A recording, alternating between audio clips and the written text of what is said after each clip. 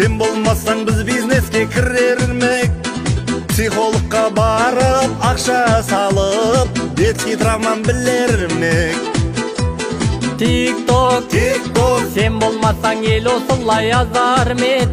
Әр нәрсені оттап, бәрін боқтап, комментарий жазар мет. Өтті ғой өмірден санасыздар талай, күнәнің қаншасын арқалай. Әдепсіз контентті саласыздар қалай, мінездің патшасы мәдениет. Ой-ой жабайы, сөздің бәрі арнайы. Ой-ой жабайы, сөздің бәрі арнайы.